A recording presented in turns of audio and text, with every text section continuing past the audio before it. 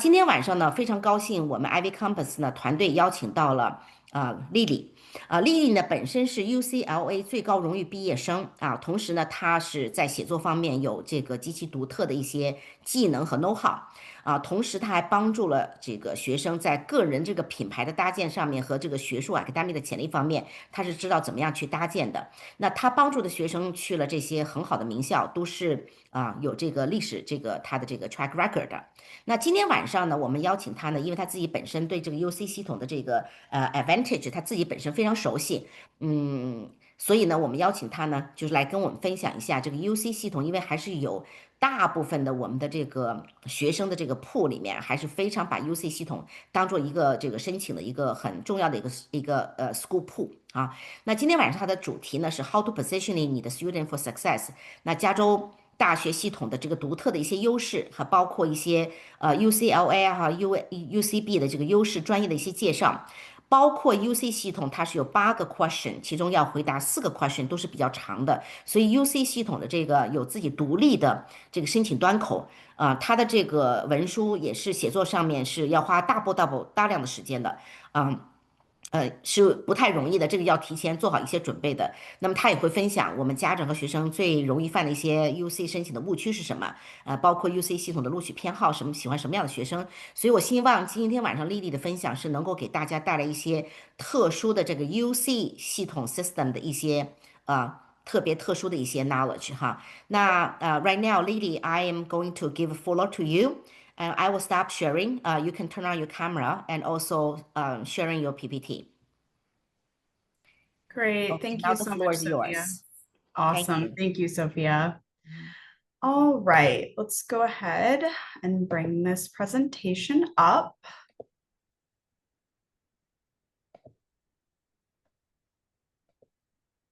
Okay. Excellent. Okay. Hello, everyone, and thank you again, Sophia, for briefly introducing me. So welcome and thank you all for being here today. My name is Lily and I am a college admissions consultant. Oh, sorry, let me move something here. There we go. So I specialize in helping students successfully apply and gain admission to the University of California system, also known as the UC system, as well as many of the top 20 universities and Ivies nationwide. I'm here today because I'd like to discuss the UC system with you. Now, when we talk about the UC system, we're not just talking about a group of public schools in California. We're talking about one of the most prestigious and competitive university systems in the entire world. Across its 9 undergraduate campuses, the UC system receives well over 200,000 applications each year. That means it's not only a top choice for California families, but also for students throughout the US and internationally. Over the next hour or so, I'm going to walk you through a couple important things. What makes the UC schools unique, both in what they offer and how they evaluate their applications. The mistakes I see families make most often, mistakes that can quietly hurt a student's chances, and the strategies that I use with my own students to help them stand out and secure admission to their dream campuses. My goal is that by the end of this presentation, you'll not only understand just how competitive the UC admissions truly are, but also how much of a difference strategy, preparation, and expert guidance can make in the outcome. Because getting into a UC is not just about grades or test scores. Actually, it's not about test scores at all, as we'll talk about here shortly. But it's about how a student tells their story, how they position themselves, and how carefully they navigate the process. And that's exactly what we're going to be diving into today.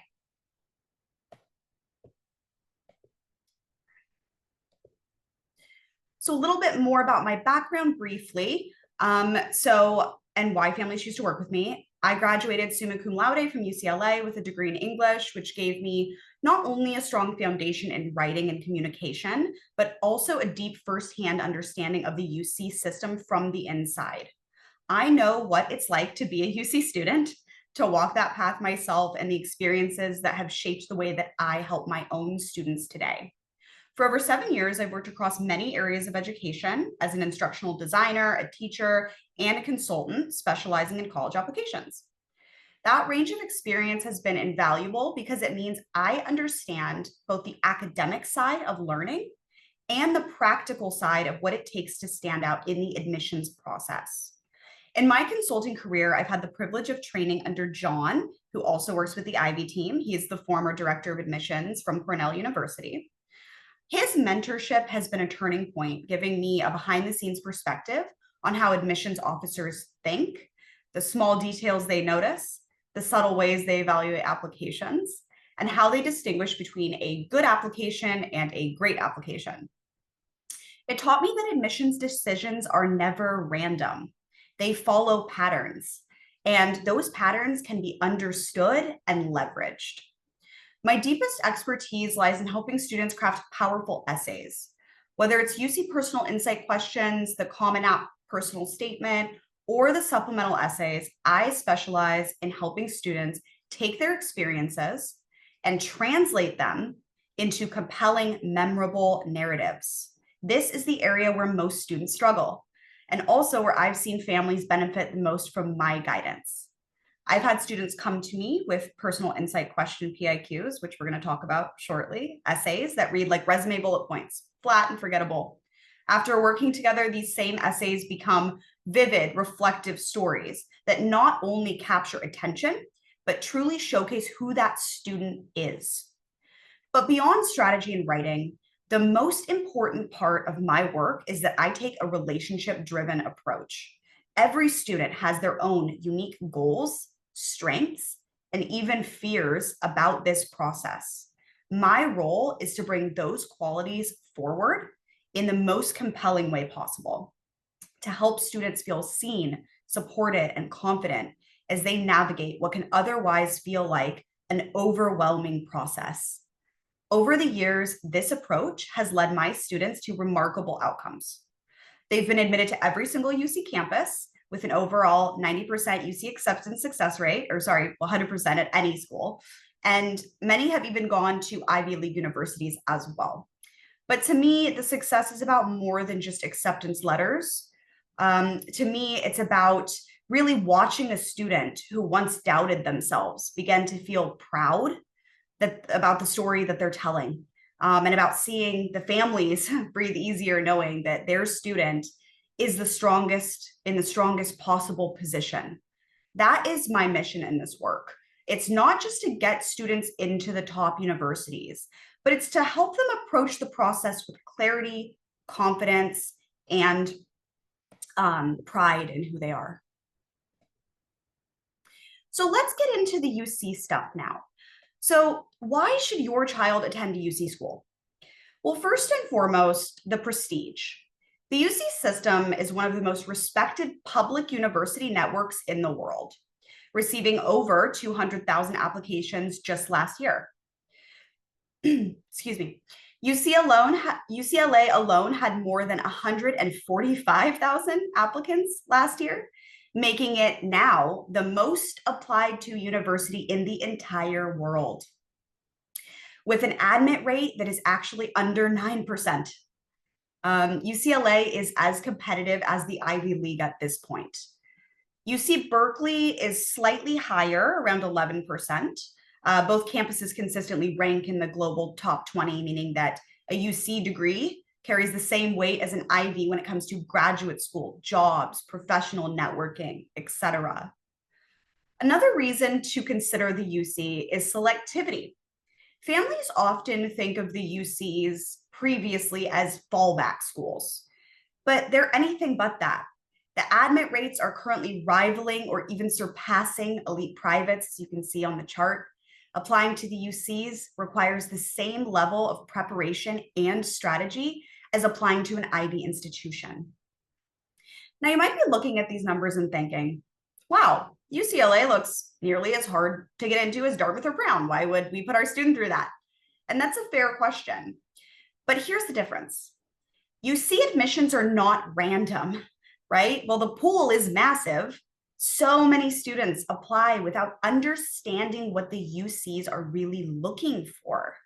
They recycle their Common App essays. They don't choose majors strategically, or they list activities without showing depth. That means that thousands of applicants are effectively eliminated right away. With the right guidance, your student does not have to get lost in the noise. Instead, they can rise to the top of the crowded field of applicants. And the great thing is that unlike the Ivies, where legacy and athletics can really tip the scales, UC admissions are entirely merit-driven. It is about who tells their story best, and that is where I come in. Third, return on investment. For people who are California residents specifically, tuition at a UC school is only about $15,000 per year, compared to the $60,000 to $80,000 annually at most private universities. If you're not a California resident, the price is still much lower at around $40,000, which is about half of what you're going to pay potentially at a lot of privates.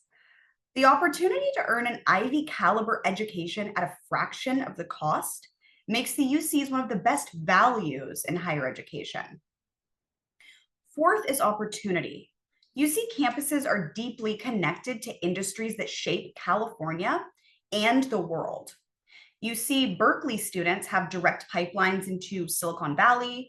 UCLA students intern in Hollywood and healthcare systems. UC San Diego students launch careers in biotech. These schools do not just provide an education, they open doors.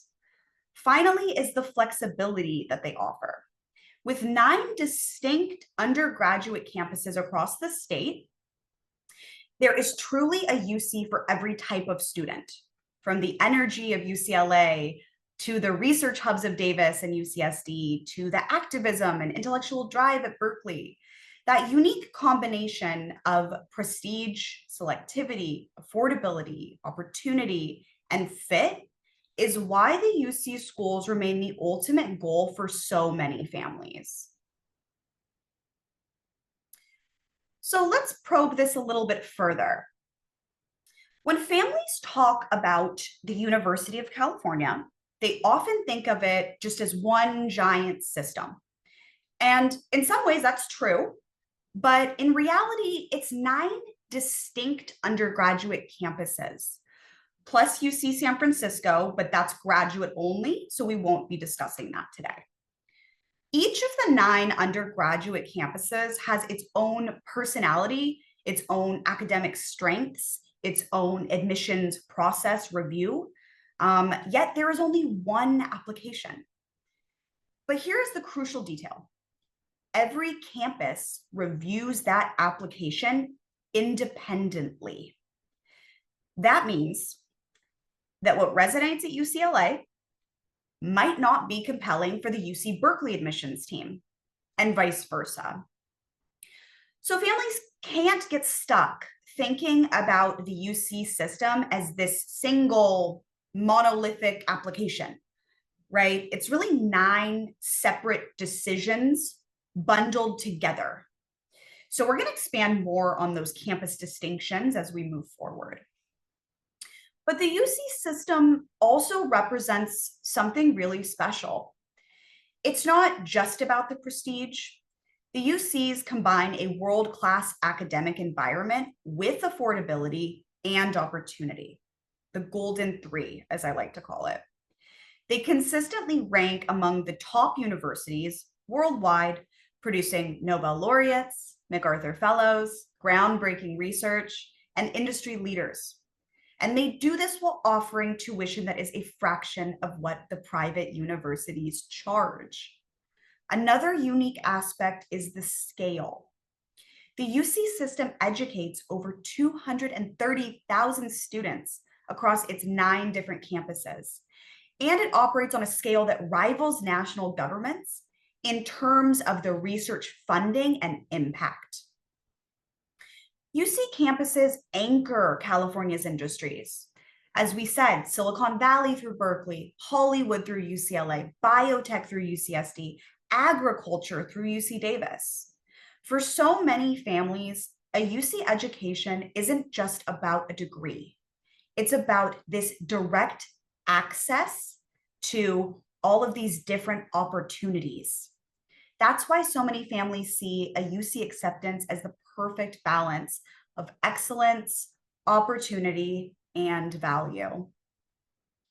It's a system that has the prestige of the Ivy, the affordability of a public institution, and the breadth to fit a wide range of students, something for everybody. The point is this: UC schools are not backups. They're in the same league as the most prestigious private institutions in the country, as you'll see as we go on and we give more facts about that, with the added benefit of a world-class academic environment at a much lower price tag. I can't stress that enough. Families need to approach these applications with the same level of care, strategy, and polish that they would with an Ivy League application.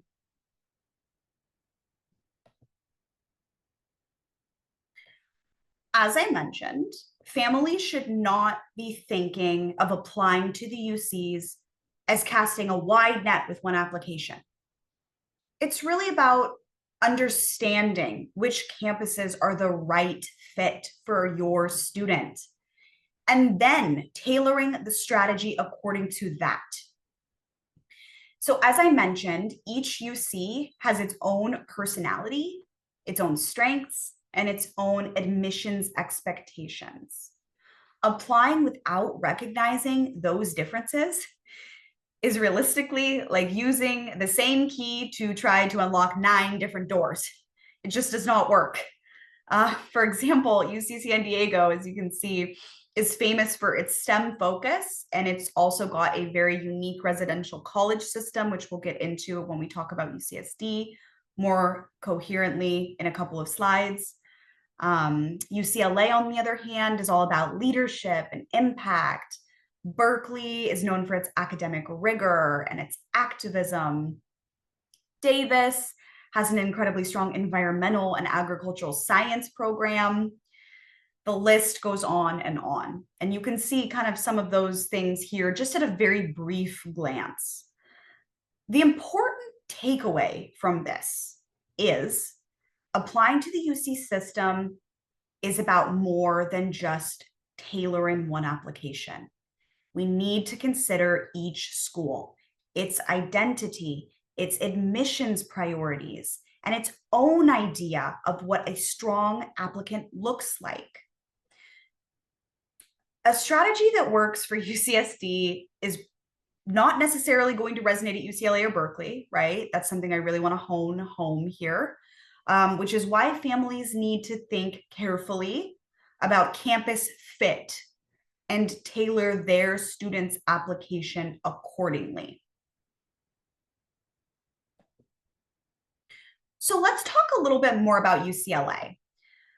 So there are very distinct advantages about UCLA and some quick facts that we'll also go over. As we discussed beforehand, UCLA is not only the largest of the UCs, but it's also the most applied to university in the entire world, which is just a wild thing to think about, right? That is so many applicants yearly.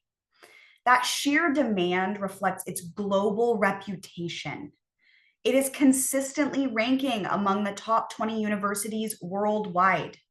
UCLA offers academic prestige on par with the elite privates. But what really sets it apart is its focus on leadership and impact. When admissions officers evaluate applications, they're not just asking, can this student handle the academics? They're asking, has this student already begun shaping their community? Do they have the potential to lead? Whether it's through service, clubs, independent projects, or creative ventures, UCLA looks for evidence that students are doers, that they're motivated to leave a mark, that ethos continues once they arrive on the campus as well. Now, beyond prestige and selectivity, UCLA is remarkable for the sheer breadth of academic opportunities it offers its undergraduates. We're going to review just a couple of those noteworthy academic opportunities now. So for high achieving students, UCLA's honors program provides additional rigor and access. A standout option is the Departmental Scholars Program, where juniors and seniors can simultaneously earn both a bachelor's and a master's degree at the same time. This saves time, it saves tuition cost, it provides a significant head start on the graduate level work. A really important distinction there. That's a wonderful program that a lot of other universities do not offer. Other honors pathways include specialized research seminars, faculty mentorship, priority enrollment. So parents, when they're thinking about the honors programs, often ask, will my student get lost in such a large university? And programs like these that we're talking about now will ensure the opposite. They'll provide small cohorts, individual guidance, and a sense of belonging within the larger UCLA community, which, as we said, is the largest of the UCs, right? First-year students also have access to signature programs that make a big university feel smaller and more personal, which is something that a lot of people want. The cluster program, for example, offers a year-long interdisciplinary course option on big themes, things like race and identity and global challenges or environmental issues. These individual clusters allow students to dive deeply into critical questions while also building community with a consistent group of their peers. Then there's something called the Fiat Lux Seminar. These are intimate 20-student classes taught by some of UCLA's top faculty, typically leaders in their specific field. These experiences are designed to counterbalance those big lecture halls and really give students the chance to build confidence and relationships from day one. During my time at UCLA, had a Fiat Lux seminar my senior year, being an English major. It was on a particular set of authors from a certain generation. And there were about, I think our class had only about 15 students, and it was even less than 20. And the way that that functioned was we got to sit around, you know, in a discussion style classroom environment. It was very intimate. We got to speak with the professor directly. We got to kind of have these roundtable discussions and present projects to each other. And it was wonderful. It was definitely a nice break from those big lecture halls that can realistically start to feel very impersonal at a certain point, especially for those who are pursuing STEM majors. It's largely lecture hall classes. So additionally, UCLA is also unusually committed to giving students ownership of their education through undergraduate student-initiated education program. Juniors and seniors can design and actually teach their own seminars for their peers, which is just a really cool opportunity to be able to have at this level. That level of responsibility is rare at the undergraduate level, and it demonstrates how much trust UCLA places in its students. On top of that, undergraduates can design their own custom majors if their interests cross traditional boundaries. This, I think, is very cool, and it's something that we're going to talk a little bit more about here shortly. But when it comes to research, opportunities also start early at UCLA. Across all disciplines, students can take research practice courses that train them in real-world methods, even as freshmen.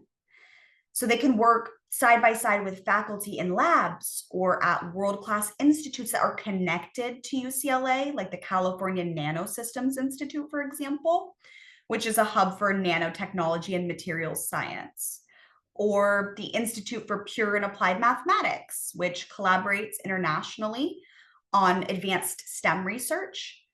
Importantly, these are not just spaces for graduate students. Undergraduates are welcomed in and they are expected to participate. That kind of access can translate into early publications, conference presentations, or simply the confidence of having done real research before even graduating with the degree. In terms of breadth, UCLA is unmatched. With over 130 different major option pathways, students can craft a path that fits their evolving interests. They can double major, they can add a minor, they can pursue professional certificates in areas like data science or film and TV or entertainment management, or they can study abroad, all while drawing on the resources of a global university. And for parents who worry, well, what if my student changes their mind, right? UCLA is structured for flexibility. Switching majors, exploring new fields, or layering on additional credentials is not just possible, it's common. Finally, UCLA graduates don't just leave with a degree. They leave with an ecosystem of experiences that position them competitively for both careers and graduate school. Employers recognize UCLA's combination of academic rigor, leadership training, and research opportunities. They also, just to put it plain and simple, recognize the name, right? Pretty much everyone has heard of UCLA. It is a household name that will be recognized. Alumni from one of the largest and most influential networks in the world span industries from tech to entertainment to healthcare. So when parents ask why UCLA, as opposed to another top school, an Ivy League school, the answer is this. UCLA combines world-class academics with unparalleled flexibility, deep research access, and a culture of leadership. It provides students not only with knowledge, but the tools, the opportunities, the confidence to shape their futures and their communities on their terms. One other thing I did want to mention, it is on the slide, but as of just earlier on this week, UCLA is currently ranking at number 15 in the top 20 national universities. So it's been in the top 20 for quite some time. It's currently sitting at number 15, which is very impressive. So just kind of wanted to point that out. All right. So now that we've heard some about UCLA, I want to talk about impacted majors, because this is something that families always want to know more about and are curious to learn more about.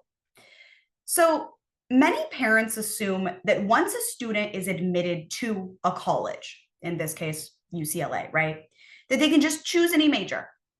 But in reality, certain majors are realistically so competitive that they admit at rates that are even lower than the overall UCLA admit rate, which is 8.8%, which is already very low, right? So for example, across the board, any university, comp sci, computer science has always a competitive rate. UCLA computer science has an admit rate of around 4 to 5%. Film and TV, one of their very selective programs, has an admit rate of 1 to 2%. It is harder to get into than many Ivy League programs. That's how competitive their film and TV program is, for example. Nursing, theater, communications, majors like that are also extremely competitive, albeit less competitive, but they do have single-digit admit rates as well. Even majors like psychology, biology, and economics, which attract thousands of applicants every year, admit only a fraction of those who apply. Within the engineering school at UCLA, computer science hovers around 5%, while bioengineering admits are closer to 11%, and computer engineering is around 12%. Again, these are current statistics from the last application season. So obviously this kind of shifts and changes as the application season happens, but these are the current trends, just to give you guys an idea about that. So the million-dollar question at this point, right, is how does a student actually stand out, right, in the applications process if it's this competitive for UCLA specifically, the most applied to university in the world, right? Well, there's a few important strategies. First and foremost, strong academics is obviously the baseline, but it is not the differentiator. With over 145,000 people applying last year and an admission rate that's lower than 9%, UCLA is flooded with students who have top GPAs, top of their class. What makes the difference is how a student demonstrates initiative, leadership, and impact. UCLA admissions officers place a huge emphasis on leadership and community contribution. They're asking things like, has this student used their talents to actually make a difference in their community? That could mean things like leading a school club, starting a community-based project, organizing community events, mentoring younger students, creating something new that impacts others. The list goes on. In short, UCLA wants to see actual tangible evidence that students can bring that same energy into their campus life. For impacted majors, it is critical to go beyond the coursework, to think beyond the GPA. The GPA is simply a starting point to success. UCLA wants to see evidence of passion. For STEM fields, that means coding projects, internships, science research, grounded evidence that these students who are applying have been able to put their passion into action before getting to the university. The application should show that the student is already living their academic interests, not just aspiring to it in the future. Another strategy is to think carefully about alternate majors. So since majors like film and computer science, for example, admit at such low rates, families sometimes realistically need to consider related fields, such as data science or applied mathematics or cognitive science, as a pathway into UCLA, while still aligning with the student's interests. The PIQs, which we'll speak about later on in this presentation, stands for Personal Insight Questions, and they are a series of essays that the UCs require that you write. The PIQs are central at UCLA. What stands out are essays that highlight initiative, impact, and reflection. You're going to hear me keep using the same words because they're very important. Generic responses in essays saying things like, I work hard and I love science, don't go anywhere. They don't tell you anything. But stories about students who create a tutoring program with measurable impact, launch a creative project, or solve some sort of real world problem, and then reflect on what it taught them, show UCLA exactly the kind of leader that they want at their school. Finally, UCLA values students who are well-rounded and engaged. Leadership in activities, meaningful community service, creative pursuits, entrepreneurial projects, all help distinguish applicants. The theme that runs through UCLA's admissions process is realistically quite simple. They're looking for students who don't just excel individually, but who elevate the people and the communities around them, true leaders. The bottom line is this. At UCLA, the choice of major can drastically affect a student's chances of admission. Families need to think very strategically here, not just about what their student wants to study, but also how they can demonstrate preparation and passion in a way that convinces the admissions officers that their student belongs in one of these highly selective programs. We're going to switch gears, and now we're going to talk about Berkeley.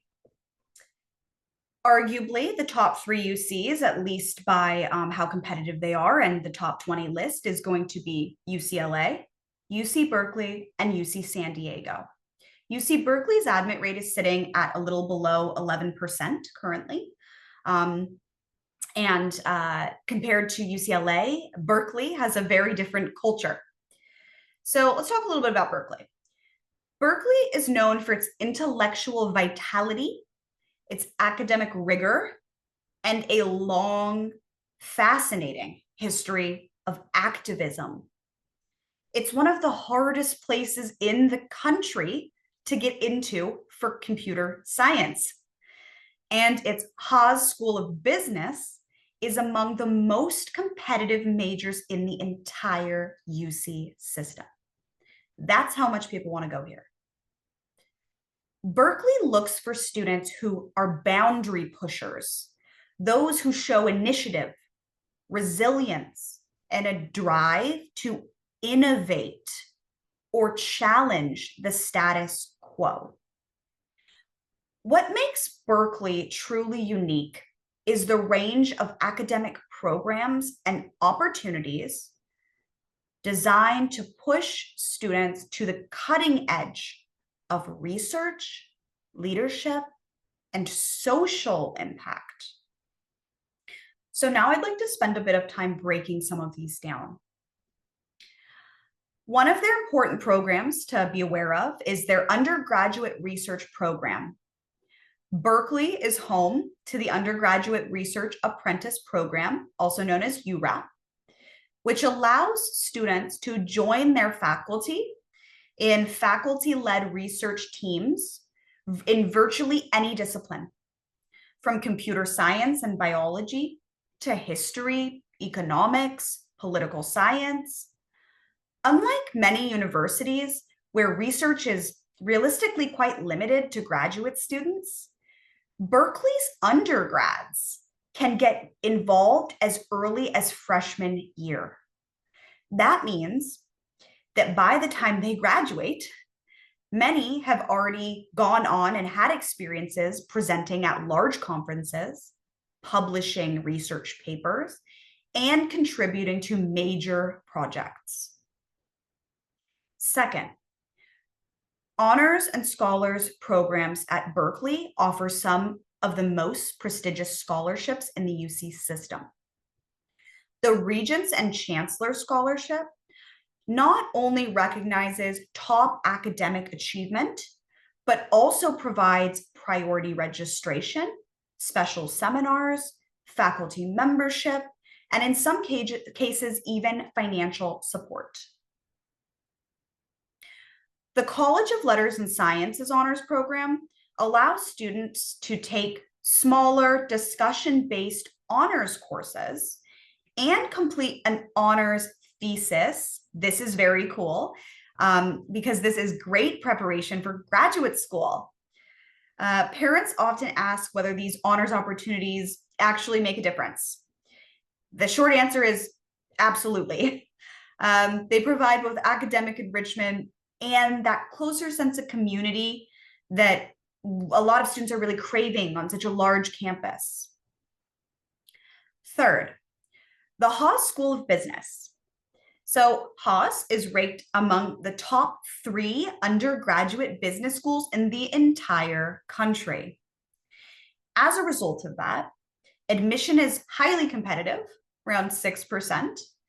But the program is world-renowned for its emphasis on leadership and innovation. Innovation is a word you'll hear a lot when we talk about Berkeley.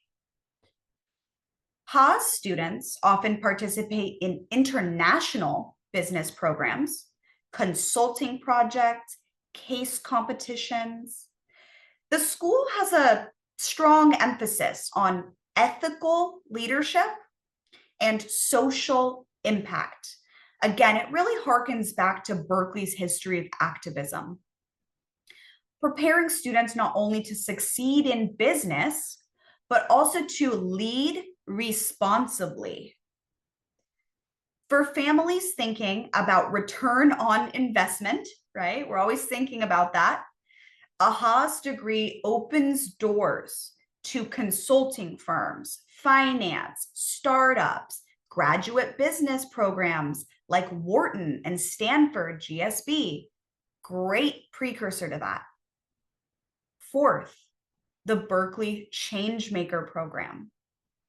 This specific initiative brings Berkeley's culture of activism and innovation, there's that word again, directly into the classroom. So students can take Changemaker designated courses, which emphasize creativity, communication, leadership skills. There's also a Changemaker certificate available for someone who excels at that. The program draws on Berkeley's long history from the free speech movement to tech innovation and channels it into helping students identify problems in society and work towards solutions to those problems. It's one of the few programs in the country that explicitly blends academic study with social impact and leadership development. Fifth, interdisciplinary programs at Berkeley are amazing. It is a leader in creating flexible, cross-disciplinary majors. Data science has become one of the most popular majors on campus. It combines statistics, comp sci, and domain expertise. Environmental econ and policy brings together econ, environmental science, and public policy, making it perfect for students who are interested in sustainability, for example. Another one is cognitive science. Cognitive science blends psychology, linguistics, philosophy, and computer science to explore how the mind works. These interdisciplinary pathways are especially attractive to students who are preparing for work in some of the newest, most up-and-coming fields and disciplines. Finally, entrepreneurship and innovation. UC Berkeley is deeply connected to Silicon Valley, and its Skydeck Accelerator is one of the only university-affiliated startup incubators that gives students access to venture capital, industry mentors, and real-world investors. That is invaluable networking at Berkeley students' fingertips. The Sudarsha Center for Entrepreneurship and Technology offers classes and competitions where students develop and pitch startup ideas, often going on to launch companies while they're still in school. Another amazing networking opportunity right there at the school. For families with entrepreneurial students, these programs provide unparalleled opportunities to move from idea to execution. Altogether, these opportunities show why Berkeley is more than just a top public university. It's a place where students are challenged to be thinkers, innovators, and leaders. They don't just learn at Berkeley. They create, they question, and they drive change. Okay, so let's talk about impacted majors at Berkeley. So what does it take to stand out, right, at UC Berkeley as an applicant? First, non-negotiable, excellence in math and science courses. This is non-negotiable, especially for students interested in comp sci or engineering, right? You've got to have those scores, those grades, non-negotiable there. Berkeley's CS admit rate is around 3%, which is more competitive than many Ivy League programs. It doesn't mean you can't get in. It just means you need a strategy, right? The goal here is not to make these universities seem so competitive that no one gets in there, right?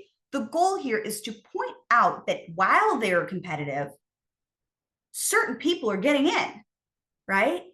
And how do we get your student, your child, to be one of those people?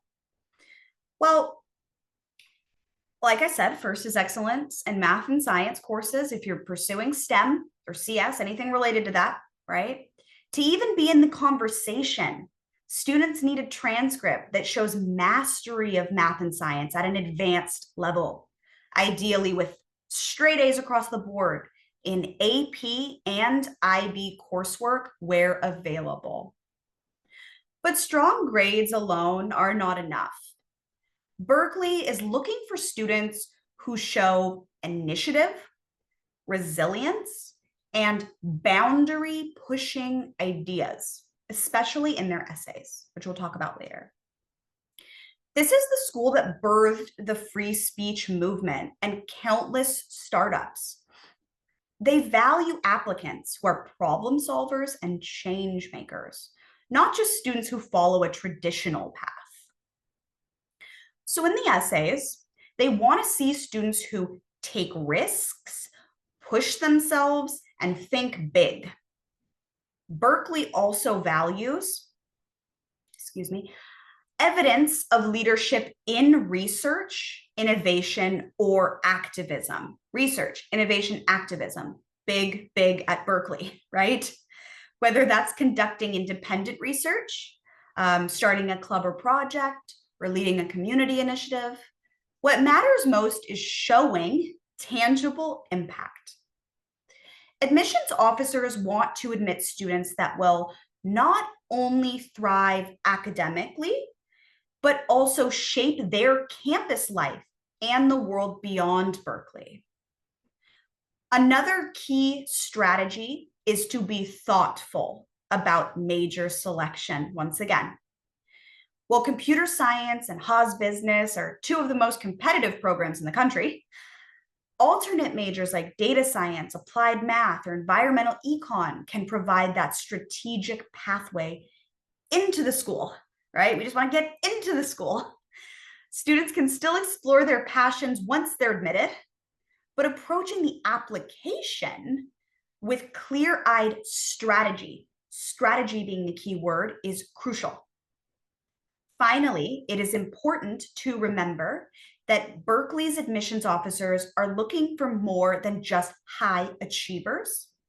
They want students who drive change, who see a problem and take action, who bring intellectual energy and creativity to their communities. In other words, it's not just about being successful as an individual.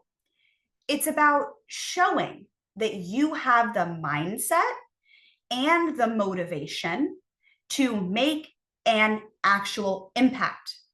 That is what makes an applicant truly stand out at Berkeley. Now we're going to switch gears yet again and talk about UCSD, the other of the three top UC schools and most competitive UC schools. So moving on now to UCSD, also known as UC San Diego.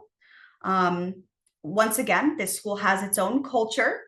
UCSD is a STEM powerhouse, particularly strong in engineering, computer science, and the life sciences.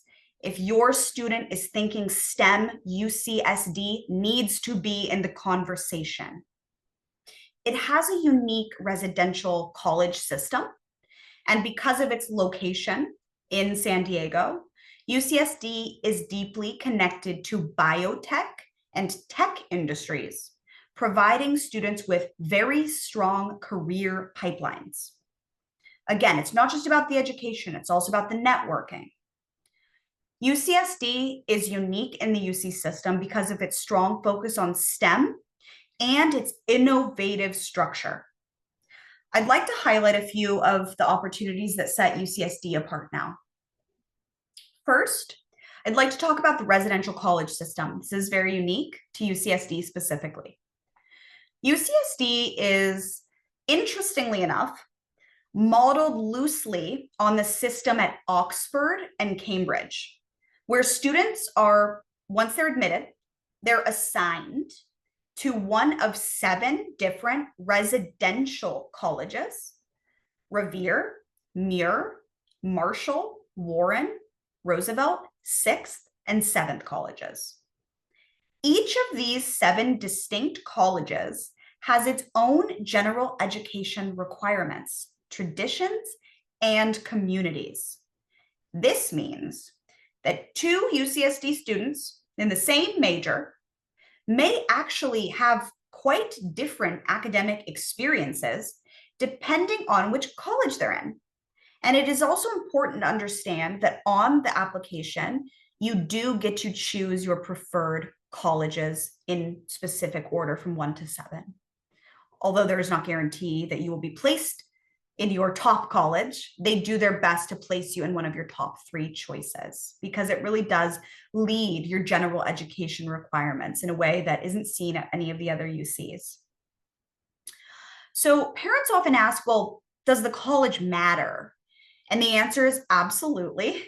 It shapes the student's course load, what they're learning, right? Advising and community, though they all lead to the same degree, right? You're still getting that degree at the end of the day. The system makes a large university feel smaller and more personalized. You'll notice a trend here. The UCs have different ways of making their very large schools seem smaller and more personalized.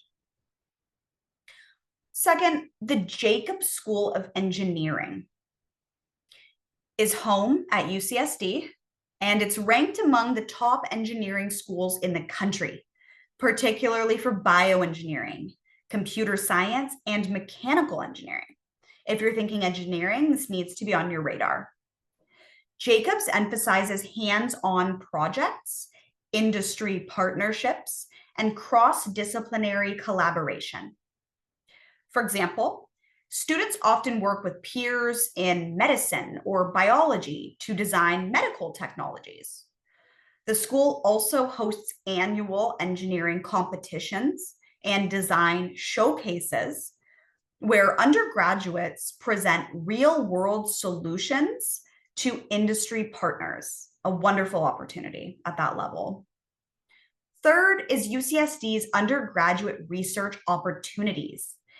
UCSD is a research powerhouse, especially in STEM and the health sciences.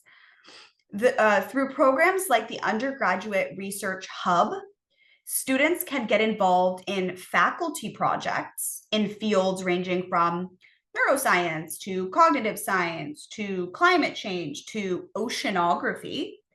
Many UCSD undergraduates end up publishing in journals, presenting at national conferences, or even co-authoring at times with their professors.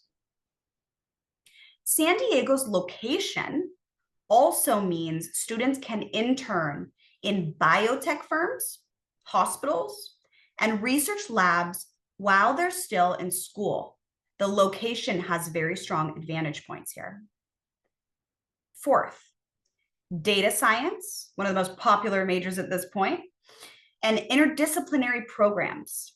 UCSD is one of the first UCs to build a full data science major from the ground up, combining computer science, math, and domain expertise.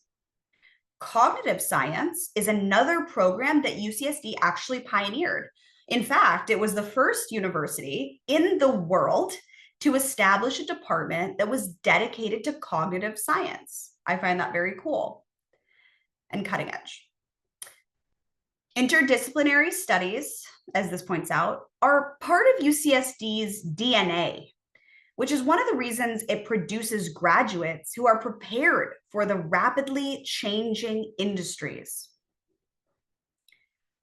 Then, global and experiential learning at UCSD. UCSD offers robust study abroad programs through their UC Education Abroad program and global seminars.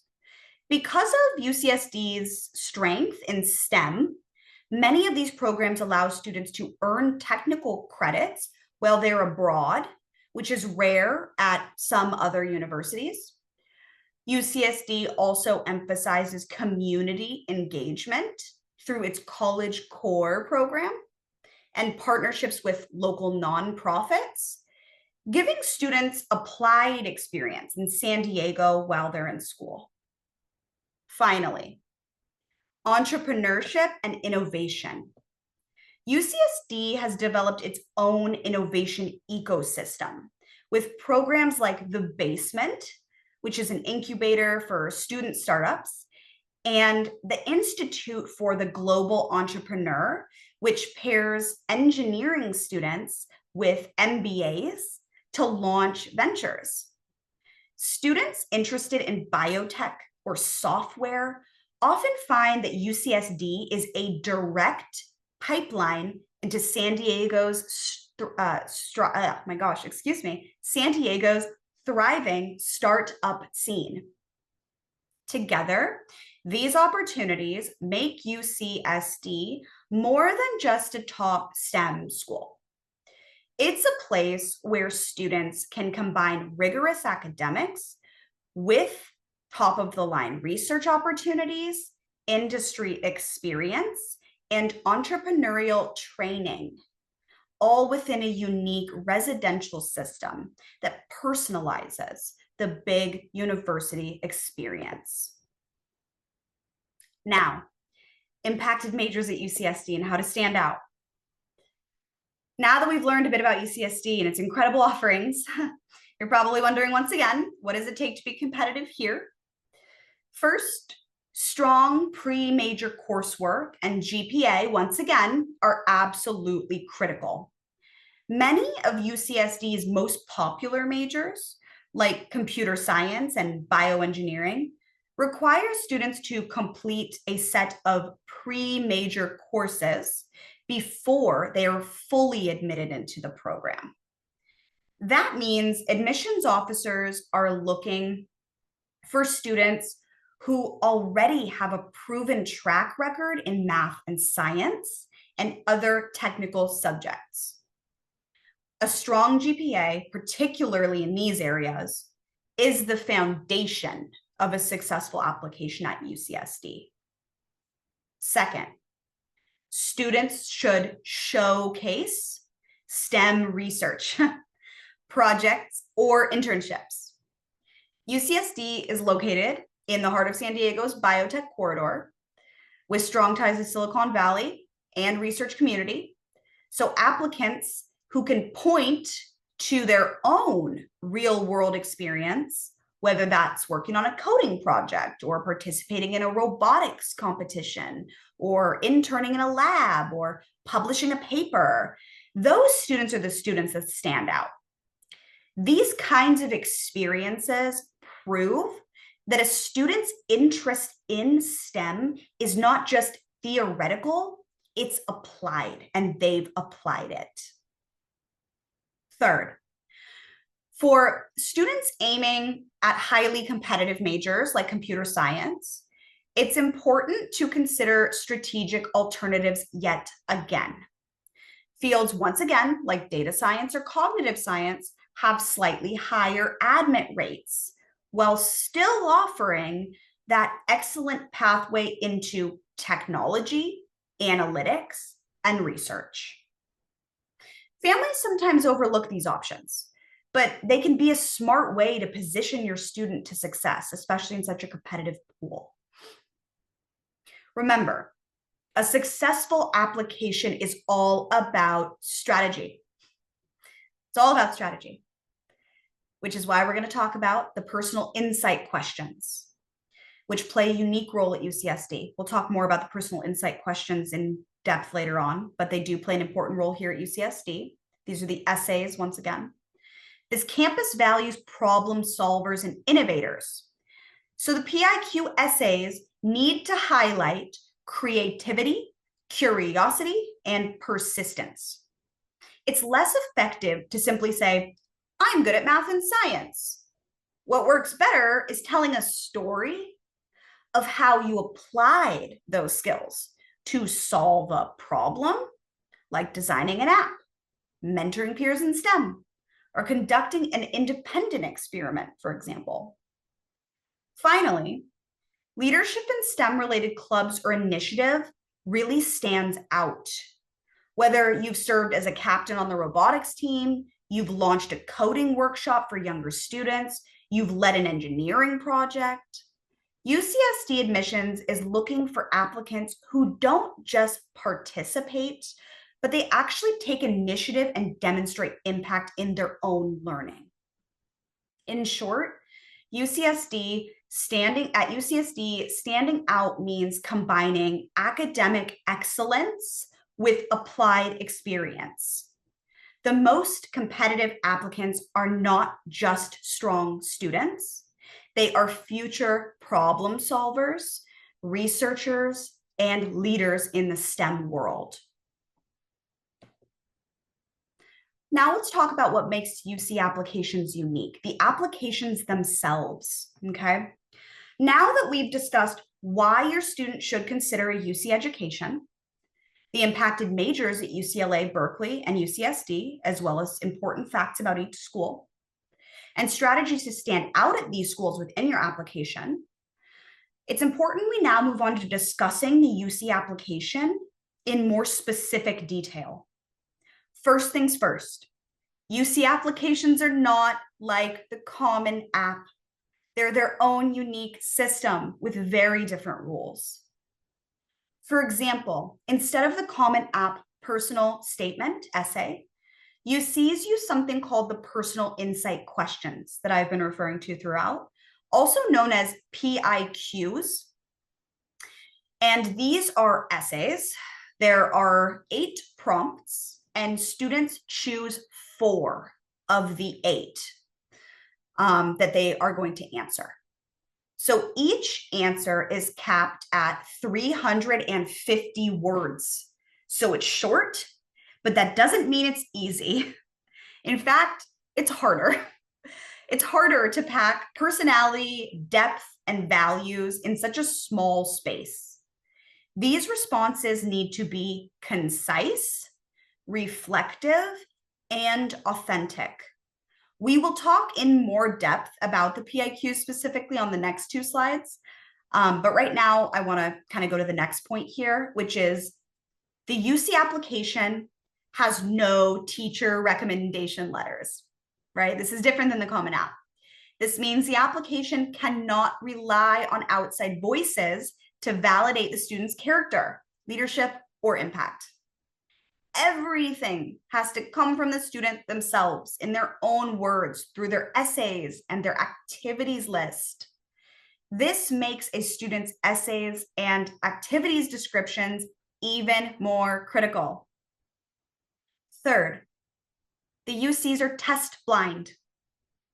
SAT and ACT scores are not even considered. That shifts the weight onto the GPA specifically, the rigor of the student's coursework, and the context of their high school activities. Very different from the Common App, okay?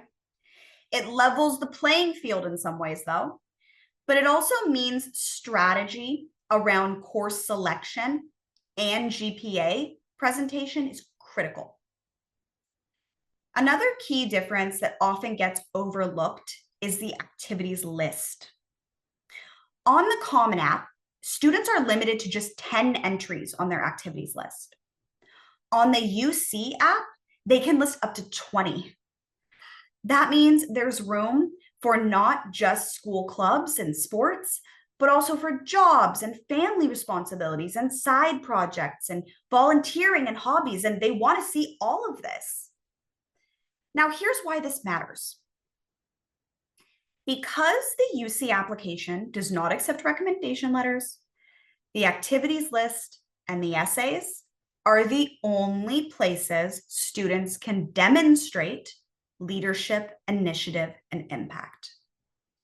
If a student just writes math club, member, it tells the admissions officers nothing, right?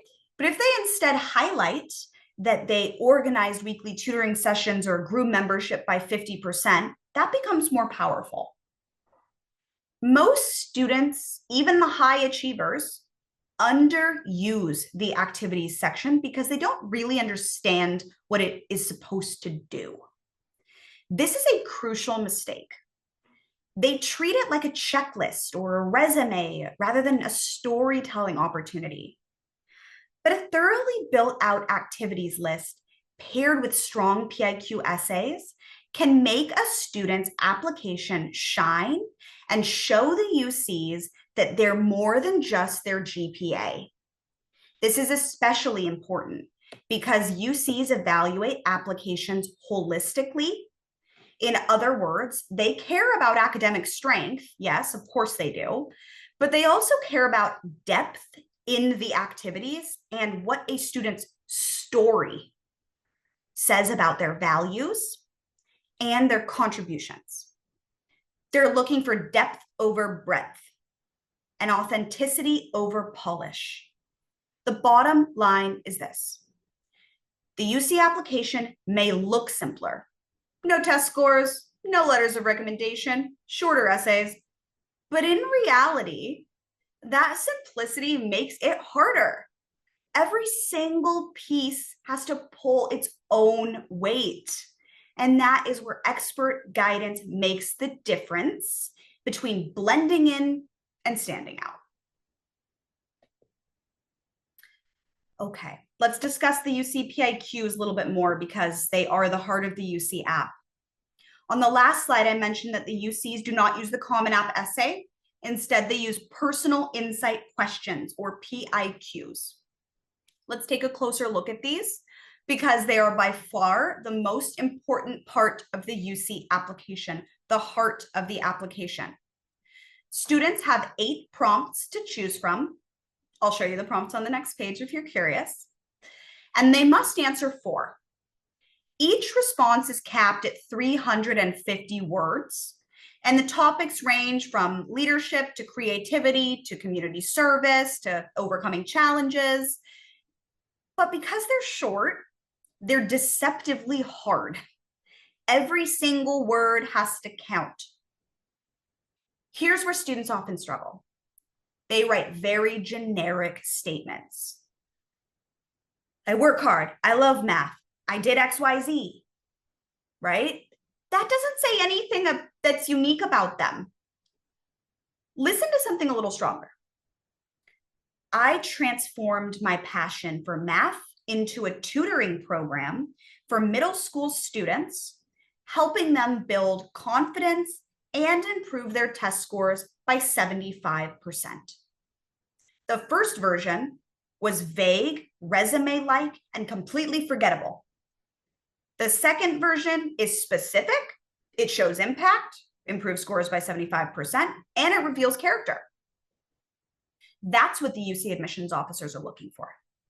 They want to understand not just what students have done, but who they are. What are their values? How have they grown? And what are their contributions that they've already made? Since the UC application does not include recommendation letters or test scores, these essays carry a tremendous weight. This is why I work so closely with my students on their PIQs every step of the way. Because when done right, they can completely change how admissions officers see a student applicant and transform the application from ordinary to outstanding. I thought you'd like to see the prompts, so here they are. On this slide, you can see the full list of the 8 PIQ prompts that a student gets to choose from. Each response, so each essay is limited to only 350 words. At first glance, the prompts may look straightforward. Leadership, creativity, challenges, service, skills. They're actually deceptively tricky. For example, the first prompt asks about leadership. Many students immediately think of something like a formal title, like president of a club. But what the UC really wants is broader. Leadership could mean organizing a fundraiser, for example. It could mean mentoring a younger sibling. It could mean teaching yourself a skill and sharing it with others. It doesn't just mean a title. I worked with one student who wrote not about being on the student council, but about leading a family project to create a backyard garden to have healthier produce options for her family in her small town. That essay stood out far more than someone being on the student council, for example. Another prompt asks about creativity. Students sometimes think that means being an artist or a musician, and it definitely can. But creativity can also mean problem solving. A student who designed a new system for their robotics team, or who figured out a more efficient way to organize volunteers, is showcasing creativity just as much as someone who is writing a poem. There is also a prompt about overcoming challenges. This doesn't have to be dramatic to be powerful.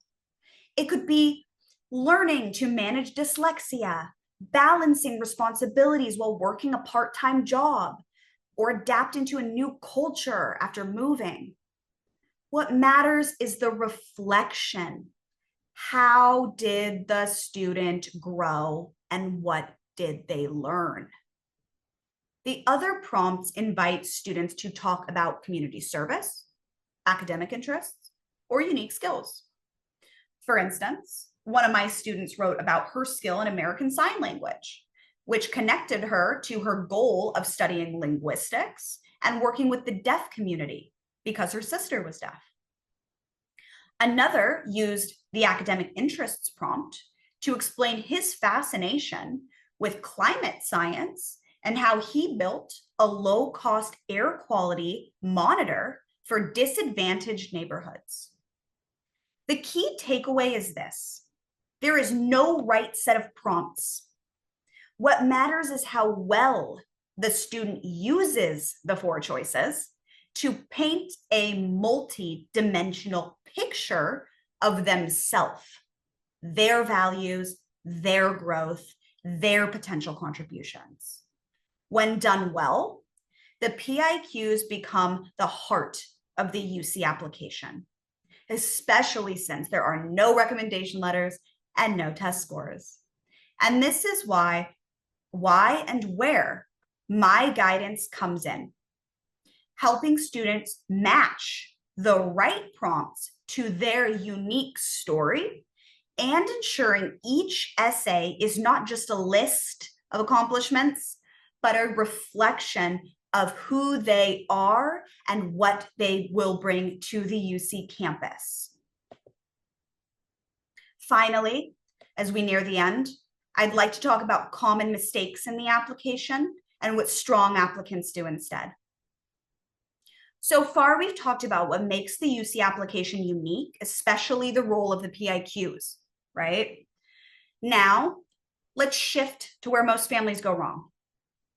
Because understanding the pitfalls is just as important as understanding the requirements.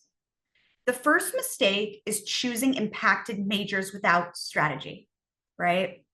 Parents are often surprised to learn that majors like comp sci, business, psychology, biology admit at far lower rates, like we discussed, than the overall campus. I've seen very strong students denied, not because they weren't qualified, but because they applied to an oversubscribed major without considering an alternative pathway or campus that would have been a better fit. The second mistake is writing generic PIQs. Too many students submit essays that read like brag lists. I work hard, I'm passionate about science, I like helping people. That doesn't tell an admissions reader anything meaningful. Without specificity, reflection, and impact, those essays get lost in the pile. The third mistake is ignoring UC-specific quirks. Families often assume the process mirrors private schools, but it doesn't. There are no recommendation letters. The process is test blind, and each campus reviews independently. Missing these details leads to blind spots. And finally, there's the activities list. Too often, students fill it with every club they've ever touched and don't show any depth or growth. UCs care far more about what a student contributed and what they gained from their experience than about simply checking boxes. The reality is, these mistakes are common simply because most families don't know what the UCs are actually looking for. And that's where I come in. I help students avoid these pitfalls and instead highlight the parts of their application that truly make them stand out. So what does a strong UC application look like? First, strong applicants choose their major strategically. They don't default to the most popular fields without a plan. They consider fit, flexibility, and alternate pathways. Second, they write PIQs with depth and reflection. Instead of vague bragging, their essays tell meaningful stories that reveal growth and value. Third, they lean into UC-specific rules. With no tests or recommendation letters, they put their energy into essays and activities, knowing these sections carry the most weight. And finally, they show depth in their activities, not 20 shallow entries, but a few areas of real initiative, real leadership, and a measurable impact. The truth is, most students don't get there on their own. That's exactly where I step in, guiding them to avoid the common mistakes and instead position themselves like the strongest applicants in the pool. So to recap, today we looked at what makes the UC system unique, what makes applications challenging, and the strategies that truly make students stand out. The key takeaway I want to leave you with is this. Getting into a UC school is no longer just about strong grades. With admit rates as low as 9% at schools like UCLA, on par with Ivy League schools, the process requires strategy, authenticity, and careful storytelling. I help students identify the right majors, craft the right essays that show not just what they've done, but who they are, and position themselves in a way that resonates with the UC admissions officers. My students have been admitted to every UC campus, including the ones we've spoken about today, because we don't leave anything to chance. The UC application is one of the most nuanced in the country, but with expert guidance, it does not have to feel overwhelming. My mission is to help families navigate this process with clarity and confidence so students not only gain admission to their dream schools, but also feel proud of the story that they're telling. Thank you all so much for joining me today. I'd love to continue this conversation with you and learn more about your students' goals. Together, we can create a strategy that gives them the strongest possible chance of success at the UC system. Thank you, Lily. There's a lot of information you shared. Okay, I'm going to also, before answer the questions, I welcome all the participants, the family, the parents, the student. If you are in this room, if you have any question during the presentation, did not list here in the chat box, you're welcome to list the chat box right now. Before we go into Q&A, I'm just going to also continue to remind our audience and family, IvyCompass website. Any presentation like what Lily did today, in the past we have many. We have music, we have portfolio, we have background improvement, we have 科创, we have ACT, research, many internship opportunities. You're welcome to read over. Also, Lily's presentation tonight, if you find it very useful, a lot of information there, you think you wanted to review it, the video will be presented on the website a week later when we are editing the, some of the material tonight. So you can go to our website to see some of the past, all other people's presentation. Just on our website, you can see Lily mentioned about John. Lily also mentioned about others. So we have a multiple different kind of type of consultant to be here. Lily is name also on the website. So we are offering different personality, different styles, because everybody have different working style and method. So we wanted to make sure not one person, one style fits all. All different families might looking for a different kind of type of coaching style, and we're here to have information so everybody will be to matching what they're looking for.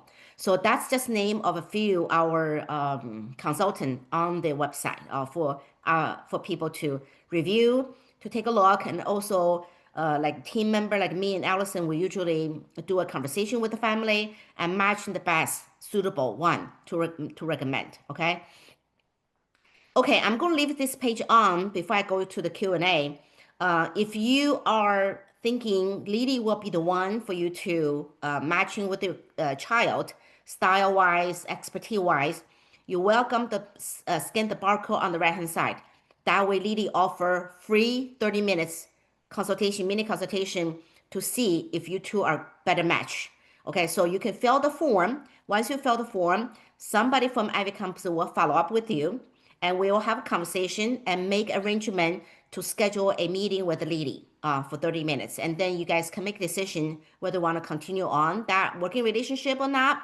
If you're not ready, you just wanted to watching it and also to see continue other resources in our system, you can scan the barcode on the left-hand side. That way you could just go to our WeChat group and you will be continue listening, studying what we kind of shared tonight to make sure all the information is something, like I said, your child height, how far they can go.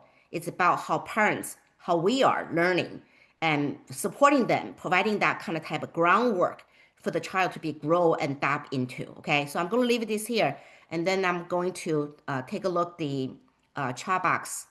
Let's answer some of the questions. Okay, all right. The first question, Lily, is from Anne. Hi, my child took 12 APs. Out of 4 AP physics, he scored 1, 5, and 3 4s. AP chemistry score is 4, the rest is 5, ranking the top 1 in the class and published INA High School STEM Journal. Please help me understand the impact of the APs for his Berkeley engineer application. Yeah, absolutely. That's a great question. Congratulations. Those are very impressive scores. The 4s and the 5s, the 5s specifically, outstanding. The APs are going to be very crucial. The fact that your son took so many APs and scored that highly, you absolutely always want to report that A, those APs were taken, and B, the score was a 4 and 5. If the score was a 3 or below, it depends on whether or not it's advisable to report that on the application. You do not have to. But in your case, where your student scored so highly, those are really going to set his application apart, because that is a very large number of APs to have taken in preparation. So I'd say he's on a really good track so far. Okay. Second question from her is, can you please share your thoughts on the huge class size of Berkeley and super intimate size of Harvey Mudd College, the advantage of disadvantage of each? I'm sorry, what was the second? I heard UC Berkeley. Harvey Mudd. Harvey Mudd. Harvey Mudd. Mm-hmm. Okay, so I mean, so UC Berkeley, yes, the class sizes are large because the UC school system is large, right? All the UC schools are very large, is kind of probably what you were getting from the presentation, and that's true. A lot of lecture halls, right? But the nice thing, though, is that in addition to those lecture halls, there are a lot of opportunities to participate in smaller cohort groups, whether academically, in some of this like classes and seminars and opportunities and honors and programs that they have. So you can participate in those for like a more intimate feel. And still kind of get that, right? While still being on such a large campus with a lot of networking opportunity and top industry professionals, right? That's a real advantage at somewhere like Berkeley, especially because of Berkeley's location and you know, the surrounding area like we talked about. So that's why Berkeley is going to be such an important school to consider. And then somewhere like Harvey Mudd, to be honest, that school is not really a school that I've heard too many people kind of talking about in this regard. It's not my area of expertise, if I'm being totally honest with you. So I don't have too many opinions on that. Okay.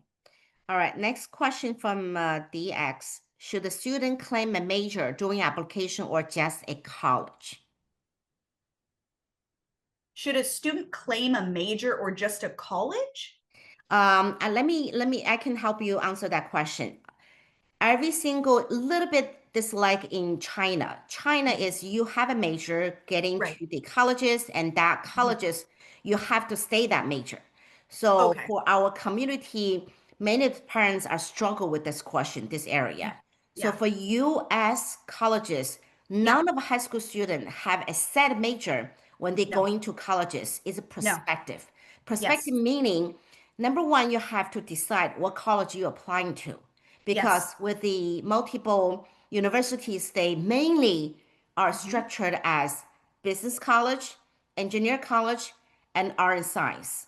And in art and science, you pretty much have everything. So your kids need to be thinking about, are you applying for business? And then are you applying for engineer? That's very clear, right? That's very clear. If you don't, then you apply for art and science. Art and science, you have physics, chemistry, data science, computer science, language, social science, everything else. Okay, that's largest.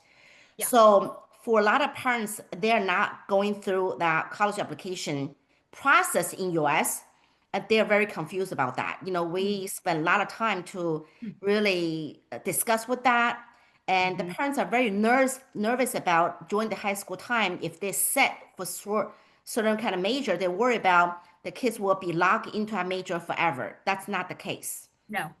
Yeah, that's not the case. But it's like ironic is you need to develop. You just hear what Lily said. During the high school years from 9th to 10th, 11th, 12th, you need to build the evidence to show what interest you are maybe in one particular major. That's called perspective, meaning could be changed once you get to college, as long as within the college, right? I think also, if you transfer from any engineer college to art and science, that's a fully transfer. You need to prepare a full package, new application, just like you transfer from one university to another university. But once you get into the right college, within that college is about declare major. So that's, I think, what the parents is asking is, you need to, number one, think about, because every single colleges, when you submit your application, are individually viewed by different group. Just like what you said, UC system is one system you put into the material in there. But at the same time, they're individually reviewed by UC Berkeley, UCLA, UCSD, right? They all have different team to decide your application. Once you receive the material, are you able to qualify for my school? The group of people evaluating your material are school individually. That's what I just heard you said, right? So we want to make it clear, when you're applying for Cornell, Cornell has 7 colleges, and 7 colleges all independently reviewed by individual colleges. So you have to know what colleges you're applying to. You cannot apply to college at the same time. You cannot. You cannot apply for business and applying for engineer. No, you cannot. In that Cornell, you can only apply for 1 colleges. So you have to decide that what strategy to use. Okay, is that right? I think that's the question. Maybe, I don't know. DX, if you think we're not answering your question, you're welcome, open your mic, raise your hand. I will be, I'll mute you, then you can have a conversation to clarify if we are understanding your question correctly, okay? All right, so what is the deadline for, next question from Hui Ming Li. What is the deadline of UC application? That's very important. Yeah, you needed to let. So interestingly, it's usually November 30th any given year. However, for fall 2026, it's actually going to be December 1st. I don't know why they pushed it a day, but they decided to push it one more day. So while it's typically November 30th, holidays and things can kind of push it. There was a year it was the 2nd of December, but fall 2026 is going to be December 1st. Okay. All right. So that's good to know. The next question, I'm not too sure what you mean. From Carrie says, do you have a sports project? I'm really curious. I don't know what you mean about sports project. Do you mean the high school student have a sports talent? If you are athletic recruiting, usually student have to be reached to a coach at the 11th grade to make sure somebody is interested your performance in your sports. If you got a sports of athletic recruiting, then you have a little bit advantage, not huge, a little bit advantage for certain kind of school. If you are performance in that school, like club or Division 1 or Division 2. So if I don't understand your question very well, you can also raise your hand to ask that question. Sports is something some of the kids are really using as advantage of getting to a certain school, but have to be competitive enough. Otherwise, it's just one line in their activity list, right? So it's not like huge needle mover kind of thing. Yeah. Right. Okay. So yeah, for the students, swimming, play sports spends a lot of time. You really have to evaluating how much time you are invested in, and you don't have time to do research. You don't have time to do other things. May not make you competitive enough. If some other kids doing ton of things in the academic area you just mentioned. Right. Exactly. Yeah. Sometimes we can connect certain experiences, certain sports-based experiences with research. There are nuanced ways that we can do that. It doesn't always translate well. I did have a student last year who was, he was really into baseball, and then he was applying to business schools, and he was really into decentralized like coins and economies, and they called DAOs. And so with his application, we connected baseball to that, and it was really interesting, very nuanced. So sometimes you can kind of connect a sports story, but sometimes it feels like too much of a reach. So that's really on an individual case-by-case basis. Absolutely, absolutely. I also have another student we have another consultant. She's interested in sports, so she does a lot of research on the sports management kind of thing. Okay. Yeah, if you don't think we answer your question, welcome to raise your hand. Okay. Okay. Next question from Jean. At what grade in high school do you recommend parents starting to work with admission advisor? Ideally, 9th grade. Yes. The earlier, the better, realistically. Yes. The longer that students and families wait, the harder it is to cram everything into a shorter timeline. And at that point, like, let's say you decide to start working with a consultant year 10 or beginning of year 11, right? At that point, you've already lost anywhere from 2 to 3 years of consulting opportunity to be like, hey, look, these are the clubs you need to join. These are the things you need to do now to become competitive 4 years from now. At that point, we're trying to build an application sometimes from nothing or very little, and it really hurts the students' chances. So the earlier, the better is just the truth of that. I agree with you. And I remember we had a meeting last time. I mentioned to you, as IvyCompass, we already have like 4 or 5 fourth grader and fifth grader. They already signed in, starting to using the end of qualification, helping their kids training, because no one jumped from like 0 to 9th grade.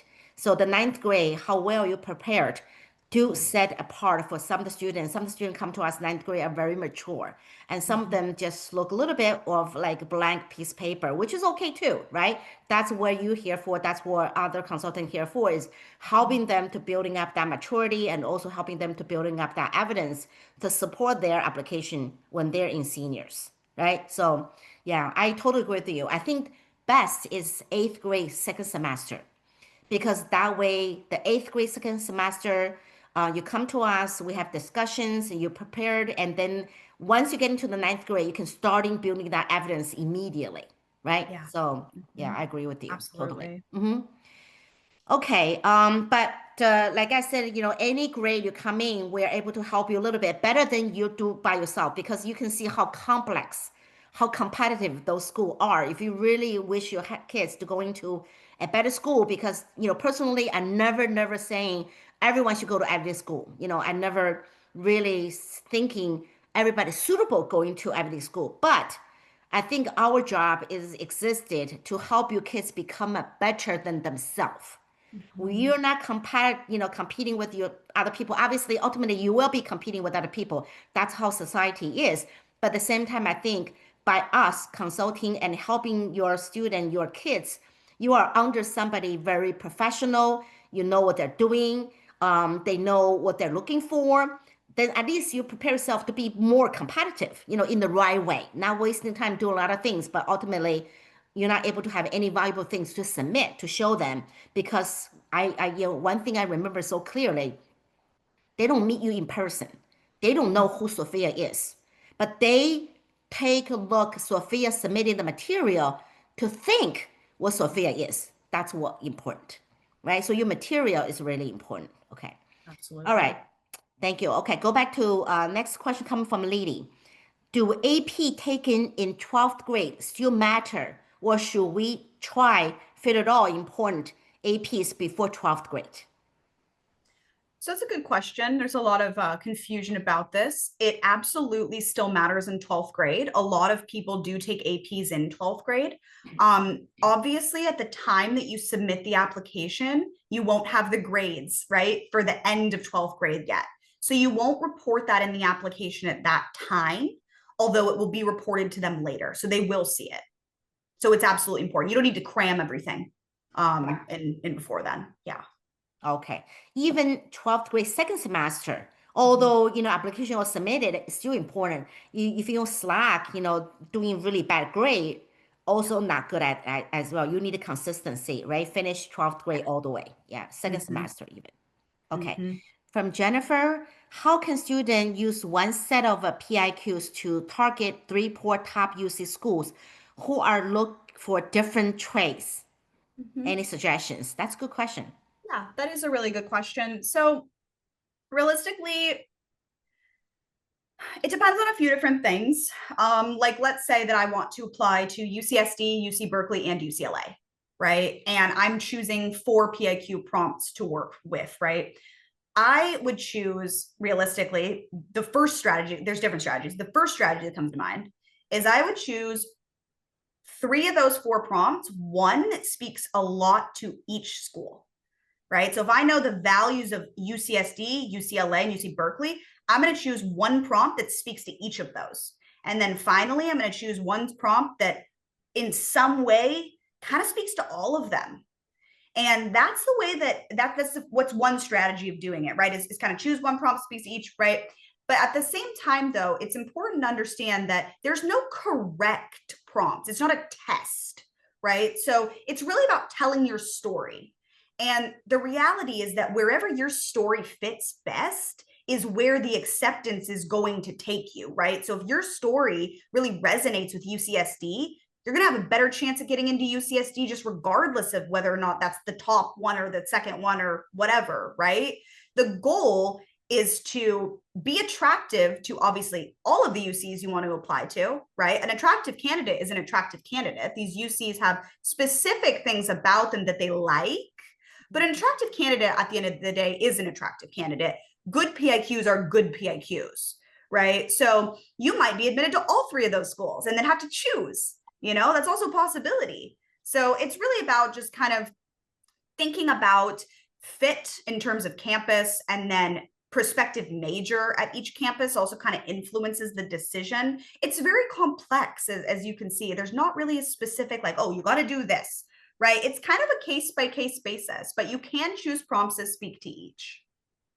Excellent. Thank you. Thank you, Lily.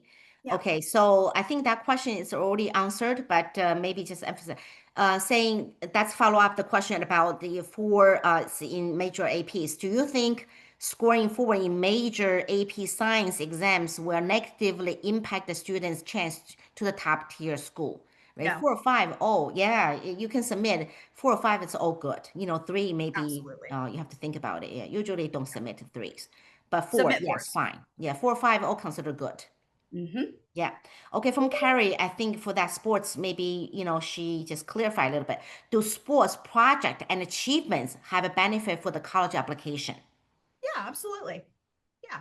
I mean, realistically, like any kind of achievement has a benefit, right? Any achievement is better than no achievement, right? Like, do I want to see a student who just participated in sports and absolutely nothing else and did no research? No, right? That doesn't make you a very well-rounded candidate at that point, which is what these schools want to see. They want to see well-rounded candidates. So if you did sports and you're a really high achiever in sports and you can showcase that as on your activities list, right? That's fantastic. Maybe we write an essay about that too. But you got to also have the research, the tangible evidence. You got to have other stuff too. It's not enough to really just have sports. Okay. Sorry, I have to use Chinese because Anne's asked me to explain in that colleges and majors. Let me use Chinese. She's asked me use Chinese. Anne 是这样的哈，这个问题真的我们在工作过程当中十几年了，我觉得我跟 Allison 花很多很多的时间，包括我们的 consultant，还有签约的学生进来了以后，我们花很多的时间跟家长要 educating 这个问题。其实就是有很多家长真的就是非常就是觉得不明白哈，是这样的。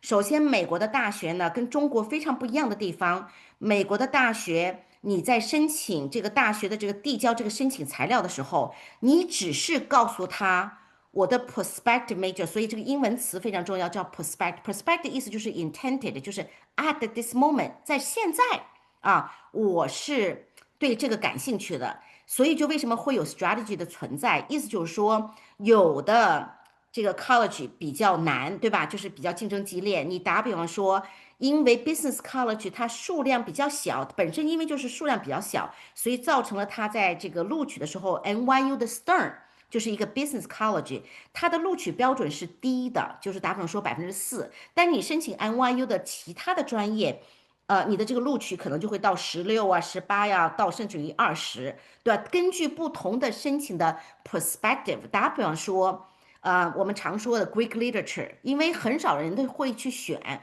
所以有的部门，因为毕竟大学还是一个 business，所以每个部门都得有人，他也有老师。那既然有老师的话，他就要去 fulfill 这些不同的 department。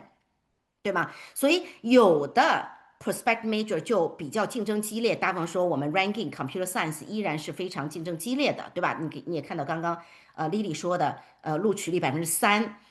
然后呢，bioscience，因为很多小孩学习成绩好的，未来可能想学医的，那么他在高中期间就想着，哎，我要申请 bioscience，因为跟这个医有点相关，对吧？但是呢，这个事情我们就是会怎么说呢？私底下到时候有机会你可以加我们的微信哈，我跟 Allison 都可以再回答你这个问题仔细一点，因为我不想花太多的时间那像这个 business 呀、economic 呀、psychology 呀，还有这个 social science 啊，越往我后面说的排的，就是越不 popular 的。申请的人数会越小，申请人数会越少的话呢，就会让你申请的学校会往前排名一些。然后呢，还有一个关键点就是，你如果在高中期间没有一个 strategy 的话呢，那你的这个材料就是东一榔头西一棒子，会让人家感觉你不知道自己在干什么。那如果一个小孩很清晰的告诉你，我知道我的目标在哪里，我也知道自己目前感兴趣哪里，相比那个 undecided 那个就是那个知道自己要干什么那个小孩会更有竞争力，因为他材料会很干净，因为每个小孩子的这个材料只有7分钟到12分钟被 review，所以在很短的时间当中，你需要别人看明白你是个什么样的人，你到底要干什么然后到了大学以后，你第一天你就可以跟你的 counselor 说。OK，我申请的时候，打比方说我是用psychology 进来的进了这个学校，只要在对的那个一个 college 里面，它就叫声明，叫 declare，英文词叫 declare，你就可以跟那个导师说，我现在有点想我们这个例子在旁边太多了我弟弟的儿子他就是用 psychology 男生进的 John Hopkins，当然到了大学以后2年级以后他申请的这个就是 declare 专业实际上是 neuroscience因为他也是未来想学医的，所以想告诉您的用中文就是说，不要太担心在高中期间去选一个孩子既感兴趣、愿意去花时间探索的一个所谓的假设的，我暂时现在想用的这个 psychology 或者是prospective major，到了大学以后，你是2年级以后还有2年的时间去思考，然后到了2年级以后再去 declare 你真正想落脚的 major 是什么。所以这个我不知道要用中文讲没讲清楚。如果时间短啊，因为我们大家还有很多的问题，时间已经快到11点了，所以我讲的还是比较快。如果您还是没有听明白的话，Anne，欢迎您加我们的微信啊，我跟那个 Allison 都很愿意在回答您的问题。如果你扫描这个右边的二维码，我们也可以看到您的信息，来跟您做一个个人的连接，来把这个问题再跟您分享的清楚一点哈。我还想尽量再多回答一些问题啊，稍微等一下我啊，我这个再看下面一个问题哈。谢谢啊，我不知道有没有回答啊，我就尽力的在这个用短时间告诉你。好，下面还有一个就是for Berkeley 哈，JM 问的，OK Lily for Berkeley does a few B's in GPA hurt application? Not perfect unweighted GPA, but pretty competitive weighted GPA because under AP classes, 11 APs mostly score 5. Does that remedy not straight A unweighted GPA? Yeah, so that's a good question. First things first, I can tell you right now that not every single student who's getting admitted to Berkeley has straight A's. A lot of them do, but not every single one of them does. There are absolutely students who are getting in with B's. C's are another story, right? But B is still considered good. It's not considered great, but it is considered good. Taking that many APs and scoring 5s is fantastic. That absolutely will make a student stand out because not all students take, number one, that many APs, and number two, score a 5 on all of them, right? So seeing that balance with a couple B's, realistically, you might have a better chance of admission than someone with all A's and no APs or really low AP scores. Okay, thank you. The next question I want to correct 田径哈，你这边 asking so IvyCompass specialize in UC system. That's not true at all. We are not only specialized in UC only because today Lily we invited her to talk about UC system. Does not mean IvyCompass is only specialized in UC. You specialize everything. Okay, our consultant applying for Harvard, Stanford, Chicago, Michigan, even Lily does everything. Lily is not only do UC. Lily helping student going to Stanford, Chicago, NYU, all schools. Okay, our application there's no consultant only specialized in one area because student coming from with a bunch list. That bunch list will have East Coast and West Coast. So don't think we're here talk about UC system is we only able to specialize do that. Same thing, we're not only helping students going to Ivy League school, we're also helping students going to Boston colleges and Boston universities, you name it. We're here to helping students become a better candidate. That's it. Okay. Exactly. So that's not mistaking on that. Okay. Next one. Okay, let me see. Okay. Can you elaborate a little bit more on strategy in selecting major towards competitive target major? For example, what major can we choose to increase the chance to acceptance if a business is a target?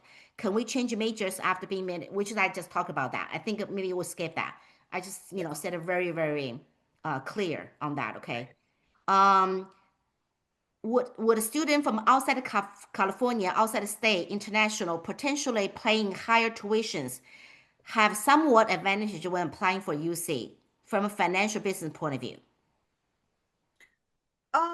So non-residents do pay significantly higher tuition, right? It's about 34,000 or so more per year than California residents. But by paying higher tuition, that does not mean that you get an admissions advantage. I'm not sure if that's what you're asking. Obviously, the UC is a public system, so it's funded by California taxpayers. So by state mandate, California residents get priority. I'm not too sure at the bottom half of that question when applying to UC from a paying higher tuition have somewhat advantages when applying to UC from financial or business point of view. I don't exactly know what you mean by that. Okay. All right. I think I'm answering two more questions. Okay, two more questions. Okay.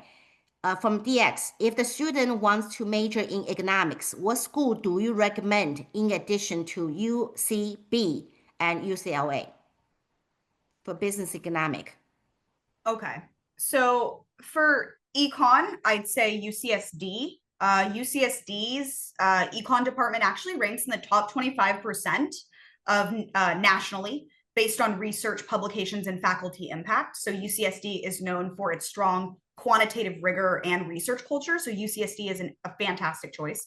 UC Santa Barbara is also ranked. So you said in addition to Santa Barbara. Okay, so Santa Barbara, you already know about that. UC Davis and UC Irvine both have solid econ programs with good regional reputation, though not typically as prestigious as Berkeley or UCLA. And then those would kind of be my recs. And within the UC system, I'd say UCSD, absolutely top 25%. Davis and Irvine, probably slightly better chances of getting in because slightly less prestigious, but still very great. Okay, last question for the night. Okay, from C. Chen. If the student wants to go to medical direction, what uncompetitive major he can choose to apply UCLA and UCSD? Yeah, that's a really great question. We get this a lot. So medical schools actually don't require that you major in biology, biochemistry, or a hard science. They care that you complete the required pre-med prerequisites. So that's going to be things like general chem, organic chem, bio, physics, calc, stats, with strong grades regardless of your major. This means that you can choose a less competitive or impacted major at UCLA or UCSD to increase your admissions odds while still completing that pre-med track alongside it. If you do want to consider more science-based, which I think is a stronger, I'd more so advise that basically. You can think about human biology or neuroscience or psychology, which are slightly less impacted. But at UCLA, I always love to point out something that families very rarely think of, and that is anthropology. So anthropology is a great precursor for the pre-med prep. So is sociology. You can even go so far as declaring like a linguistics or a gender studies or a global studies major, as long as you're completing that pre-med coursework. But one that I really love to suggest is anthropology because A, a lot of people don't think about it, and B, the admit rates for anthropology are usually quite high. So it's kind of like a trick way to usually have a better chance of getting in while still completing bio-based coursework. Yes.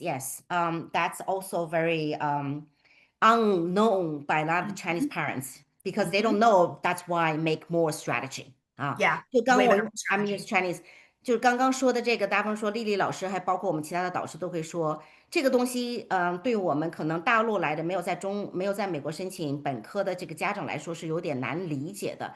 实际上不是说我们要包装自己怎么样，包装小孩子，不是包装哈，这个包装这个词是不对的。而是我们要通过在这个辅导过程当中，把孩子的这个兴趣和优势挖掘出来。但是，的确，申请某一个 prospective major 和申请另外一个 prospective major 当中是有差别的，的确有差别。刚刚丽丽老师推荐的 anthropology 是人类学，这个人类学，家长可以带着孩子去网上去查一下，人类学包含的面儿特别广。可以 apply for human body 的一些这个 behavior，也可以 apply for economic，也可以 apply for interactive 的一个组织架构组织，所以它其实apply 的面很广，所以如果小孩子能够跟家长一起理解到，就像我刚刚说的，你用 anthropology 进了一个这个来说进了Cornell。到了那个大学里面，你再去land for different kind of major， 完全是没有问题的哈，就是非常容易。这个就是不要害怕去做这样的一个 strategy 的决定，因为已经太多的我们做了10几年，太多这样的例子了哈。再一次那个感谢，thank you Ellie for your time tonight to explain to us one of area your expertise because you coming from UC system, you graduate from UC system. So if you would like to further get to know Lily's style and also wanted to have conversation with her, schedule that 30 minutes free consultation, scan the barcode on the right hand side. That way we can help you schedule a meeting with her. Okay. If you are not ready, wanted to be at the IvyCompass group to watching our future information sharing like this, you can scan the barcode on the left hand side. And thank you very much for tonight. Thank you, Allison. You can stop the recording if you want to. And thank you very much for all the parents still waiting and accompany us after 11 o'clock in East Coast. And thank you for your time. Thank you for all the wonderful questions. You guys are asking fantastic question. give me and Lily a chance to really help you answer those questions. And we're looking forward to have a more close connect with you and, to providing that support and guidance to make your child even more competitive. 再次感谢大家啊，再次感谢大家的时间。今天晚上我们就到这里结束。Looking forward for the next week. Lily, thank you very much for your time Thank you, again. Sophia. You have Thank a you, good night. everyone. Have a great Thank night. you. Have a good night.